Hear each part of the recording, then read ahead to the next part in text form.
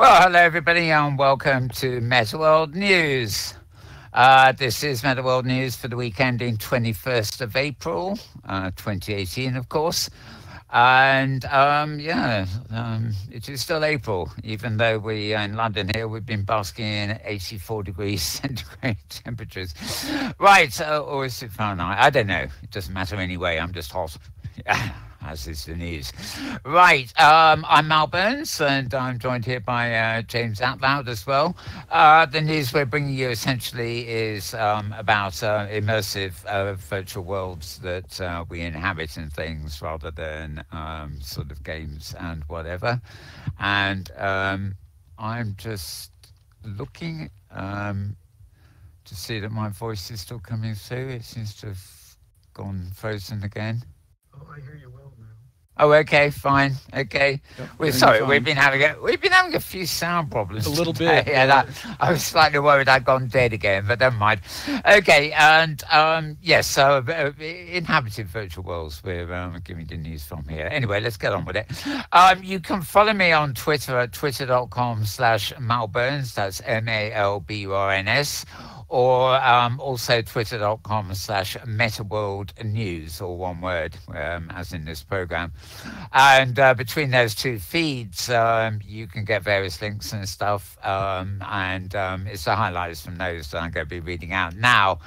We also cover a little bit of VR tech when it comes to, well, basically new interfacing research and things like that could have an effect on, immersion with our computers, etc., etc. Right, okay, now the first item I've got here, they're in a bit of an odd order this week, but 3 days ago I've got this one.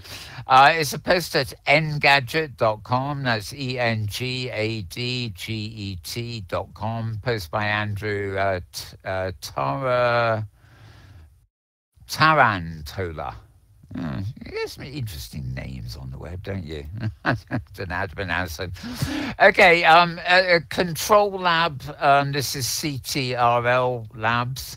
EMG wristbands may spell the end for keyboards and mice. And this has got quite an interesting quote in it. We think we can remove not only the mouse and the controller from the equation, but almost your hand.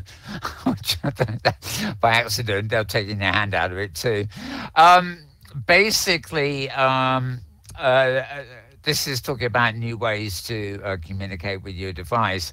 And they mention, the speculation about implanting USB ports into your brains and downloading your thoughts and everything like that. But they're suggesting before all that becomes real, we can make do with something like what Control Labs are doing. It's called neural signal detecting. And these are actually wristbands that you will wear. And basically, when your brain wants to go and affect something in virtual spaces, your brain has to send a signal to your muscle, which then has to move your hand, which has to move the device, which has to get picked up by the system, turned into some sort of action. In other words, your brain signals your hand to go to your mouse. You move your mouse, that does something on screen, that turns into something else. And there's a lot of chains starting with your brain as to what eventually happens in the computer. What a guy called Mike Astolfi at Control Labs is saying is they think they can remove the mouse and the controller, but also almost your hand too. And basically, I haven't got a name for the device yet, but it's basically an EMG wristband.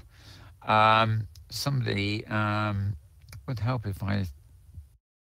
Well, okay, this is a great article. It doesn't actually tell me what EMG stands for, and I don't know. So I've got a feeling it's electrical magnetic something, but it senses changes of electrical potential in the user's arm muscle, and the signal that your motor neurons are sending, the impulse, is going to send to the muscles in your arm, pull on the tendons that connect your fingers. This information is fed back into a machine learning algorithm, which enables the system to reconstruct what the hand is doing, whether it's typing, swiping, or gesturing.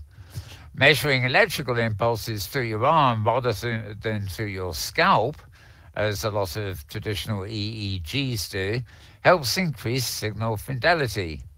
When you put electrodes on the head, you deal with other electrical signals that your brain is putting out, static from consciousness and seeing, and getting sensations back from the body. When you lower it down to an area like the arm, your body has already done the filtering for you. So signals traveling through the arm for interaction are a lot cleaner and a lot larger density of signals. We start to drill down into the finer grain, detecting in the neuron spikes. I think I better stop there. It's getting too techy for me, so I'm sure it's getting techy for our listeners. But I think you get the idea. Basically, we've heard about brain-computer interfaces and navigating by thoughts. The idea here, I think, is that you don't need to mess with your brain and have something right up there. The brain is going to be sending down signals anyway.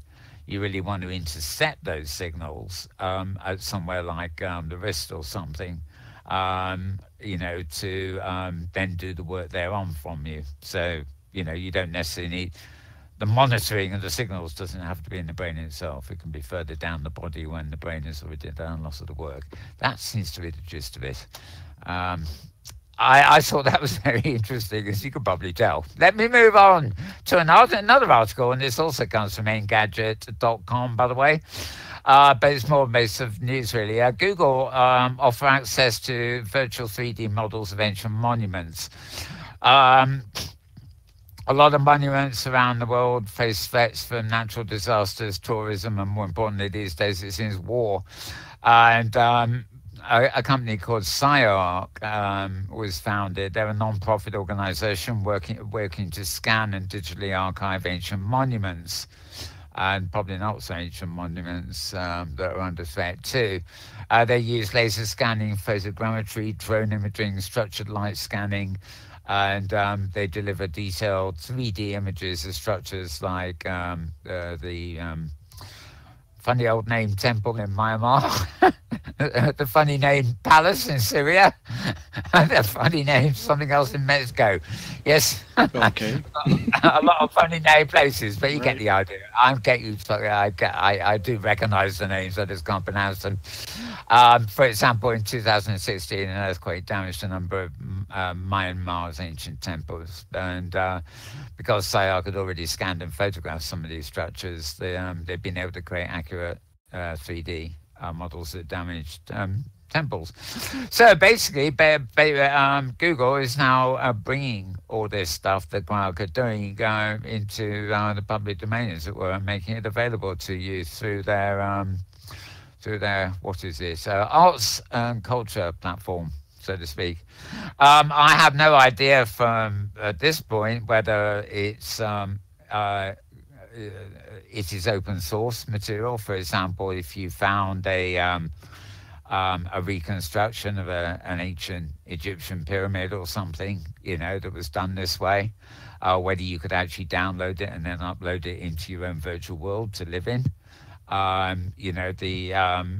Hopefully the fidelity of the 3D reconstruction is good enough.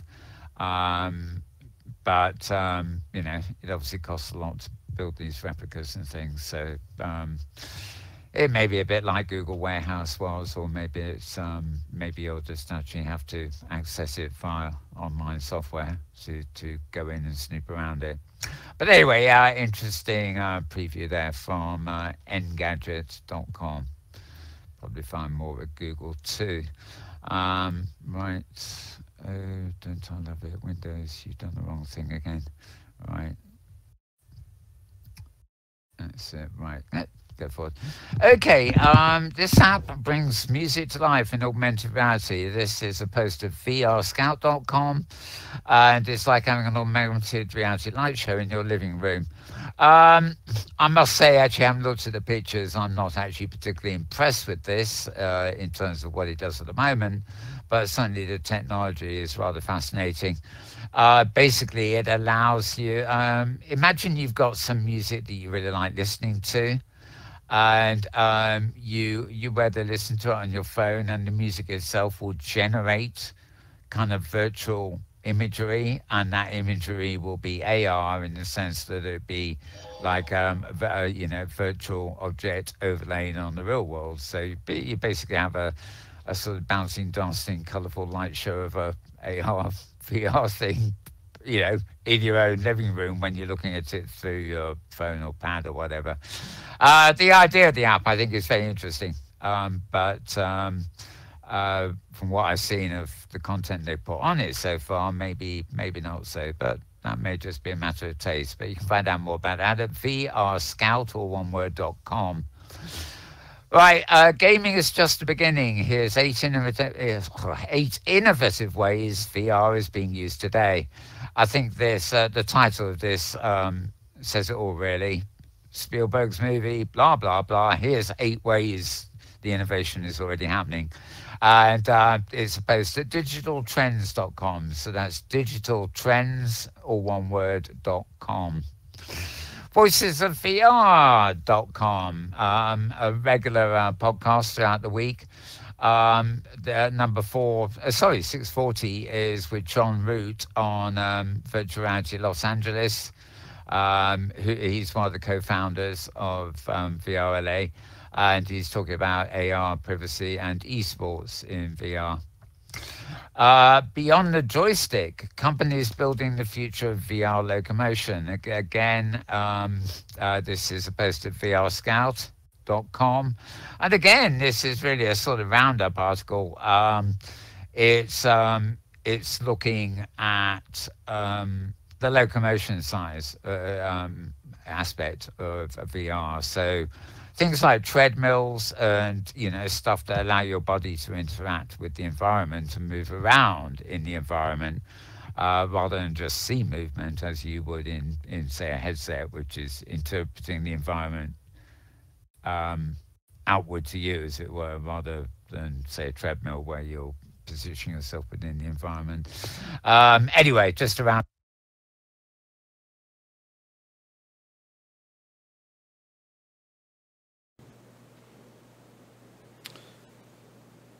Hi, Mel. This is James. Your voice has died again. I'll bring up in-world voice. All right. Should we try that? Right. 1, 2, 1, 2. I think I don't know where my voice fell. Okay. I hear it now. I hear your USB microphone. Okay, I don't know what's happening here. No. For some reason, voice is dropping and then going on and off and on and off. Well, interestingly, I'm monitoring. There's a virtual ability conference in Second Life at the moment. Yeah. And the folks that are streaming that have completely lost voice. And Second Life status has a note that voice services are down. So I don't know if that's related anywhere here to Discord. Yes, we are running sound through Discord as opposed to VFolks or whatever. But yes. Just an interesting coincidence. Yeah. Yep. Well, we'll continue with this, and I might even have to edit the news to put the silent bit out or whatever.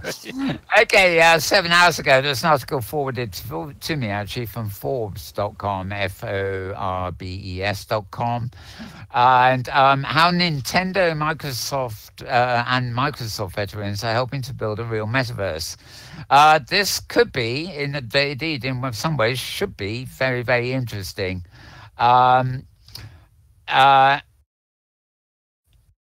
We project our likeness into a persistent virtual world, as in Ready Player One. They've got to tie that in, obviously. A world that's a seamless combination of other slices of life we exist in separately. Could be our favorite MMO, Facebook, your Discord channels, or virtual reality hangout. A true metaverse will merge these worlds into a sort of shared pseudo-physical space where they can exist together seamlessly. No logins, no new character creators, no tedious navigation, no relearning or reacquiring your favorite skins and weapons. No starting from scratch. You project a unique privacy-protected avatar and all around the same useful objects as you hop between different virtual but connected environments, with these objects having utility in each one. Anyway, this is an incredibly ambitious concept, apparently. Yeah, I think it is. Essential, really, though. That's difficult to wrap our heads around, but game companies like 8 Circuit Studios, comprised of industry veterans with a century of combined experience from Nintendo, Microsoft, and Electronic Arts, realized that a relatively new technology could make this possible. Guess what? It's something called blockchain. On the surface, this story involves blockchain technology, but don't run away yet. Having to waste multiple paragraphs explaining blockchain is one of the things preventing it from getting mass adoption. Well, that's fair enough, isn't it? Sorry, I'm just going to try and get... This is actually quite a long article, so you should go to Forbes to read it.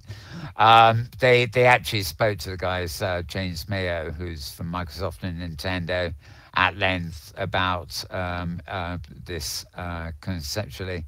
Quite daunting. This is something...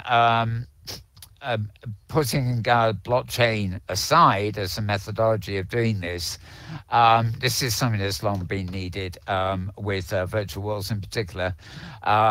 Here in Open Simulator, for example, there are hundreds, thousands maybe of different grids running similar source code. And we have something called the hypergrid where we can jump between grids and take our assets with us. But if we want to jump out into high fidelity or science-based or Samsara or even Second Life, which is a very similar model to OpenSim, we can't do it. Sometimes because they're proprietary platforms and can't implement the code, but more often they're just very different platforms, and you can't take a sort of mesh world with certain physics and structure and simply make it hypergridable, because the viewer that understands the pixels and the prims in one place will not understand them in another. And unlike the web, where everything is built on core HTML, so sites can be different, but because they all expand on a very simple core code, you can get to them in any browser. Unfortunately, virtual worlds aren't quite like that. They don't have a commonality yet that allows you to say use the same viewer to actually access different worlds, let alone custom games and things like this. So it's interesting to see people from Nintendo and Microsoft and Electronic Arts actually getting interested in this idea of a common platform, whereby in the future things could be linked together. I have a feeling it's a long way down the line, but good to see it being talked about, if nothing else. Okay, let me get back to the other articles here. Right, okay. Digitaltrends.com. A couple of days ago, an article about something called JPEG XS. JPEG is the image compression format you probably know of. JPEG actually stands for Joint Photographic Experts Group. When we think of video, we tend to think of MPEG compression, MP4s and MP3s and things, which is actually the Motion Pictures Experts Group. But this news is actually more to do with video, yet it comes from the JPEG, the photographic people. And it's about a new format, long-term really, called JPEG XS. That's the letters XS. And it will be a faster format that will cope with 8K streaming. So 8K is like, quadruple pixels from 4K, which we've barely got already. You get the idea. Right, 8K streaming, got to be better virtuality and safer drones. And it's all down to the compression, of course, which is what these experts groups have always specialized in. And compression is a very important part of virtual worlds, to be honest. I think of somewhere like OpenSim here and Second Life. I know for a fact that the creator of Second Life, in days before virtual worlds, specialized in compression of images and music, and even now is working on a virtual world where, the idea is compress stuff down to the point where there is absolutely no latency. So it feels as real as real time can be. This news is quite interesting because it will be it's basically a compressed photo and video file format for delivery. And by the way, it says it uses less energy. Right, it's designed to eliminate lag time while streaming and create anything from better virtual reality experience to safer camera drones and self-driving cars. So as you can imagine, this is a standard that they're very anxious to push throughout the industry, not just in virtual worlds and virtual reality.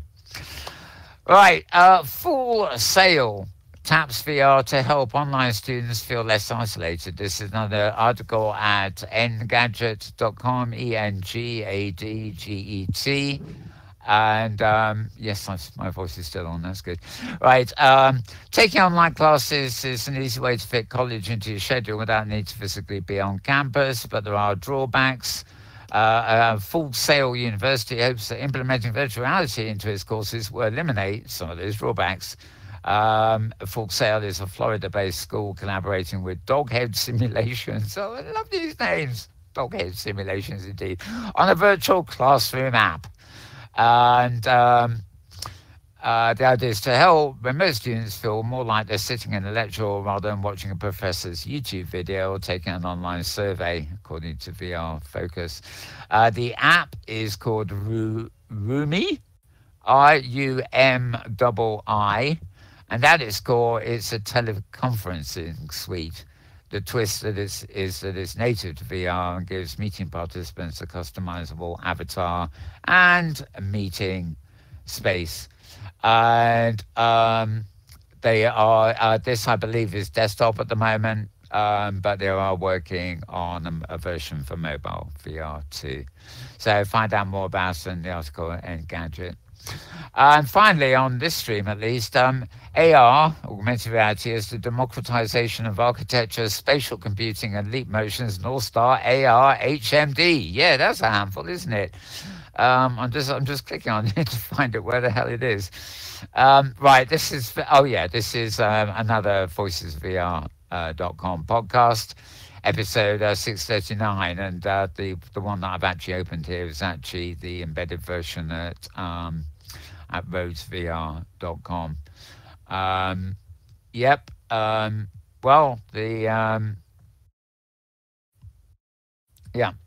Architect's perspective and Leap Motion. I know there is a chat. Basically, Leap Motion have actually.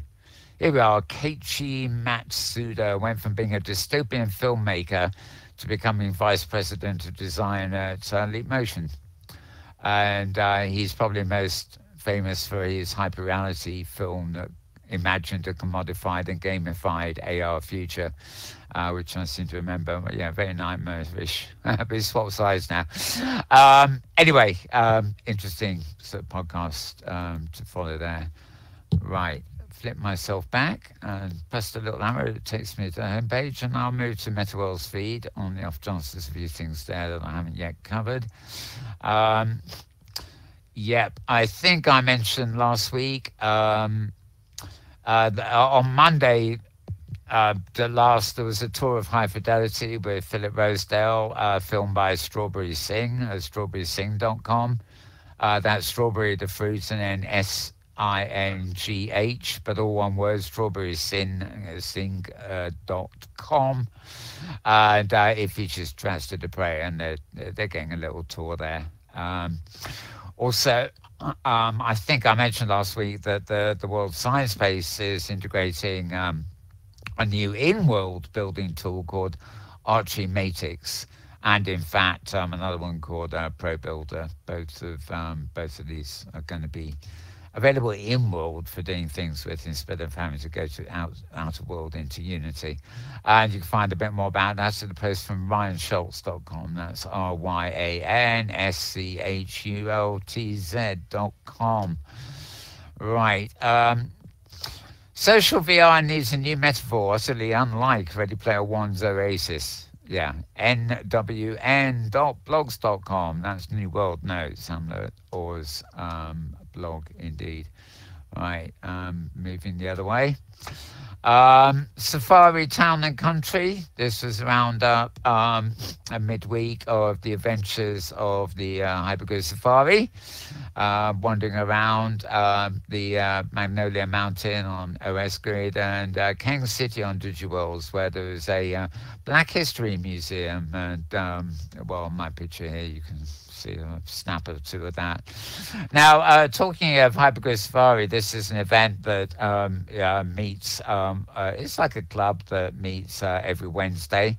They meet on Franco Grid, which is an open similar hypergrid enabled grid region called HG Safari. And it's running towards the end of the season now, but we'll be there for a few more weeks. And this week, I'm going to ask James to move the camera to a slide that's on our left here.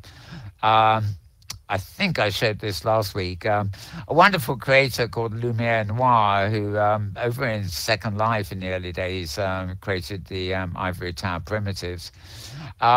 He's sadly passed, but his former partner and others have been collecting his work for posterity, as it were.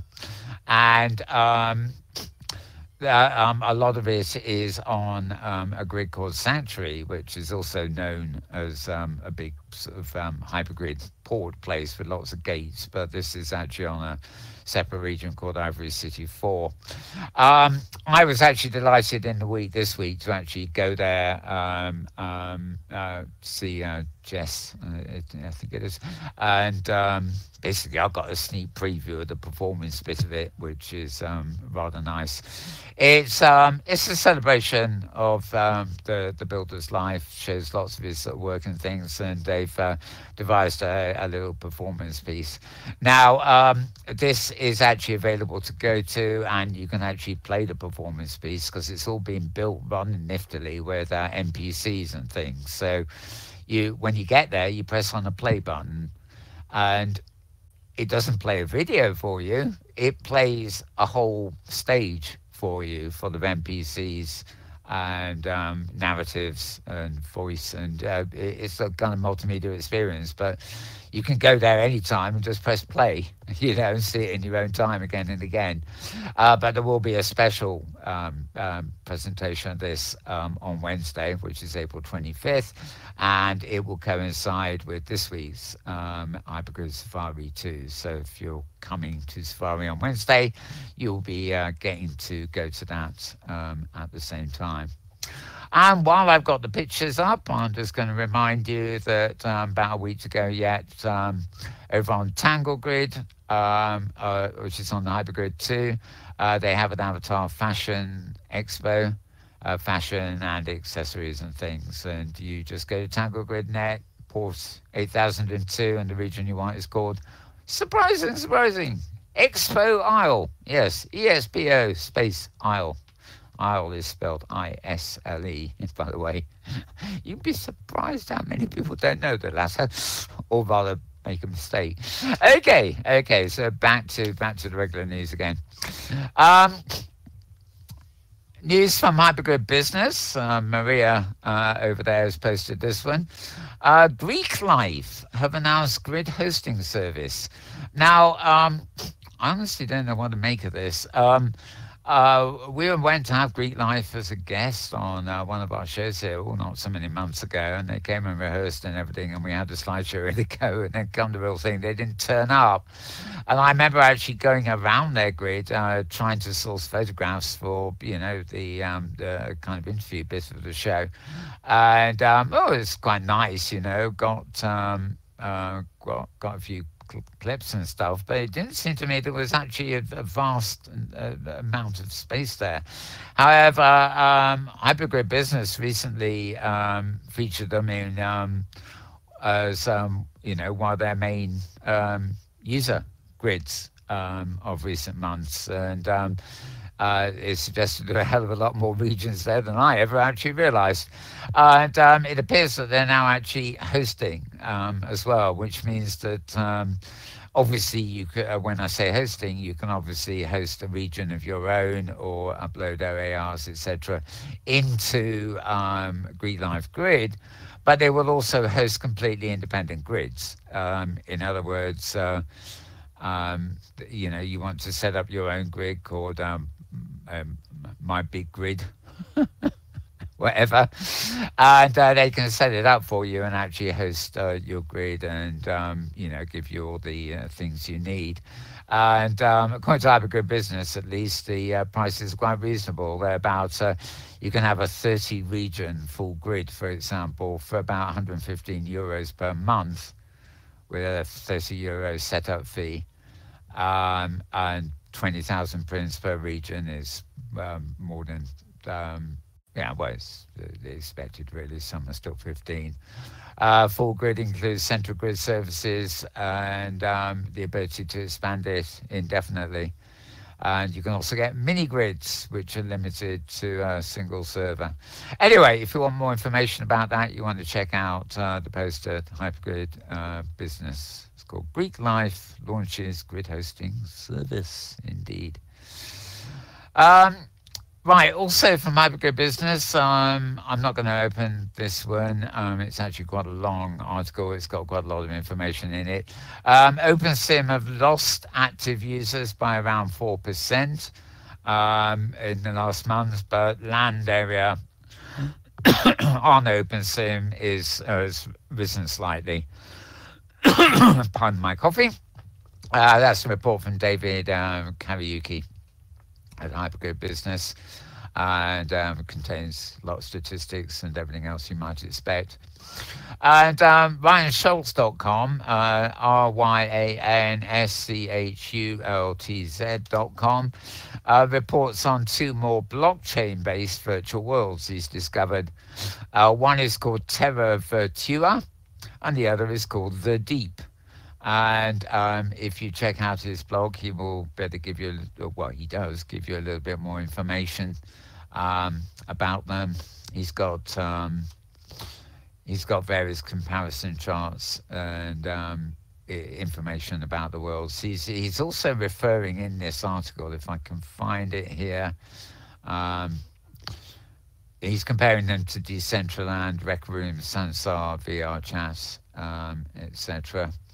Oh yeah, he's got a link here to something else which is quite interesting. It's a virtual universe white paper, and he was looking at them, reading this, and actually saw a comparison chart in here. And when he saw the comparison chart, he saw the worlds listed and thought, oh, didn't know about them. So he went off to explore. So check out RyanSchultz.com for more on that one. And flip my flippity thing here. Yes, that's about everything I've got on that front. And my posts, just down here, see what's happening over at Google. Google Plus is a good place to just check up on, because a lot of Open Simulator and VR communities are over there. But yeah, nothing much. So I think I'm at the end of it. For this week. James, anything comes to mind? Comments or anything else I've missed that you can think of? No, nothing in particular. It is interesting how people, well, I mean, this is going to happen, obviously, are rediscovering or trying to recreate the hypergrid, which, exists in OpenSim, but it's all little steps, I guess, in learning and discovery. You're thinking of the Forbes article, really, aren't you? Yeah, really, about the interchangeability. And, I just think about, what was the most recent thing with Microsoft and PlayStation proposing to have an agreement where people with the same games could play with each other across the 2 platforms.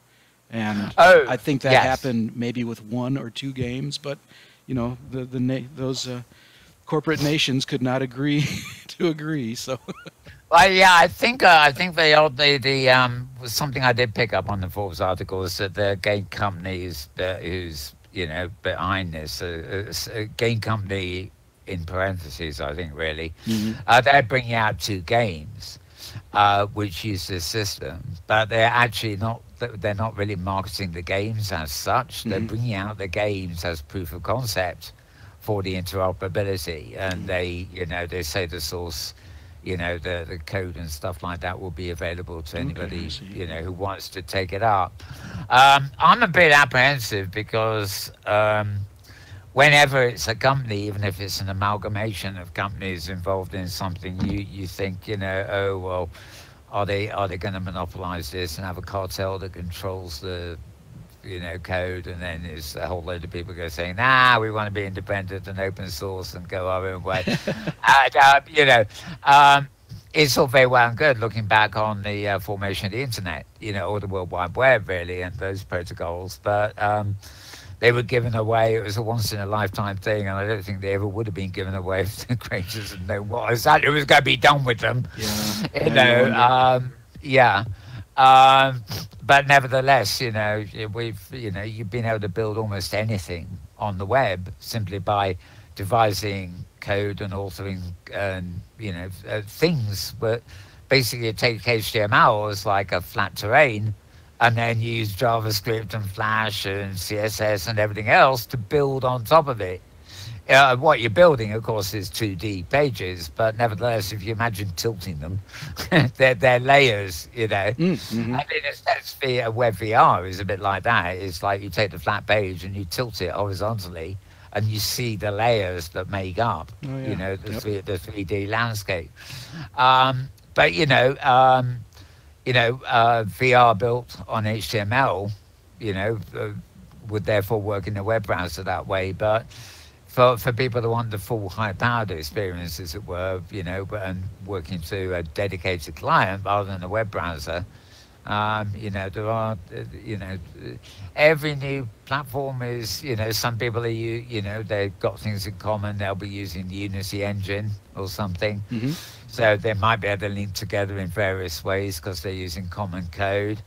But, others are trying to create entirely new platforms with their new ideas. And the longer they take to come about and the more complex the world gets and the more work that's put into them, the further they will depart from having too much similar. We've experienced this in OpenSim with the grid called InWorlds, which moved very rapidly from the core code that they shared with other grids to come up with something very robust and particular, to compete possibly with Second Life and things, major things. But in doing so, they ended up creating an Alcyon engine, the whole new shebang, and they lost the ability to be on the hypergrid because they moved very fast in their direction. And I mean, I just love. I love hearing on the news, reporting on the news, I should say, whenever something like this comes along. But at the same time, I do have to be a bit apprehensive because it really would take a whole industry, to agree on common standards, Mm-hmm. And the last time that happened is probably with, the standards for, things like MB4 and delivery, the sort of commonalities of standards that are used by YouTube, Netflix, and stuff like that for video delivery over the internet. Mm-hmm. They're all their own little operations, and you need a subscription to all of them individually to get everything. But the actual standards they use for delivery is pretty much the same. Yep. So, I don't know, a lot of variety in virtual worlds, but lots of variety of virtual worlds as well. Very true. Yep. Yeah.